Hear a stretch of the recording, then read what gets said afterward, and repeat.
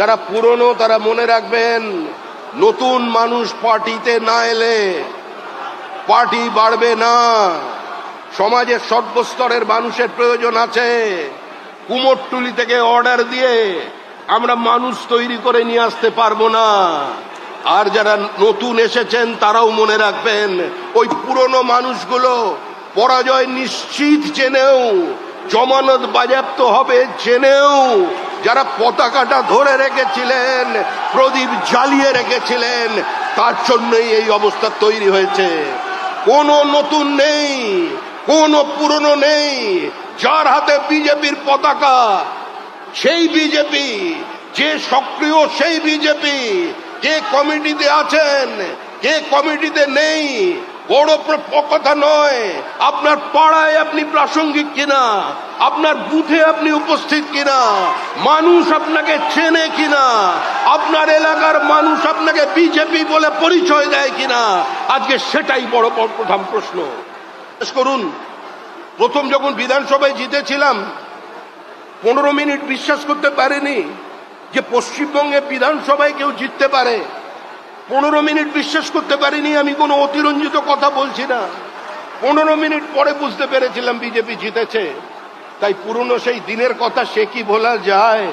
সেজন্য আমরা আপনাদের কাছে এসেছি। যে লাফালাফি করছে, যত কিছু করছেন, আপনি নিশ্চিন্ত থাকুন, মানুষের দরবার থেকে বড় দরবার কিছু নেই। বাস্তিলের দুর্গ যদি মানুষ হাত দিয়ে ভেঙে দিতে পারে, দর্দণ্ড প্রধান সিপিআইএম কে যদি মানুষ উৎখাত করে দিতে পারে, সিপিআইএম এর 2011 সালের ব্রিগেড দেখে কেউ বিশ্বাস করেছিলেন এই মানুষ, এই পার্টিটা হারতে চলেছে, সিপিএম হারবে, সিপিএম এর পরাজয় নিশ্চিত? কেউ বিশ্বাস করতে পেরেছিলেন যে পলিটিক্সের ল্যাটারাল এন্ট্রি নেওয়া একজন ব্যুরোক্র্যাট, সিপিআইএম এর সবচেয়ে পরিচ্ছন্ন মুখ বুদ্ধদেব ভট্টাচার্য, তাকে হারিয়ে দেবেন 50,000-এর বেশি ভোটে? কারোর বিশ্বাস ছিল না। আমাদের কর্মীদের যারা রক্ত নিয়েছে, আমাদের 21 পরে যে অত্যাচার তৃণমূল কংগ্রেস করেছে, যাদের হাতে রক্ত আছে বিজেপির, তারা কেউ পার পাবেন না।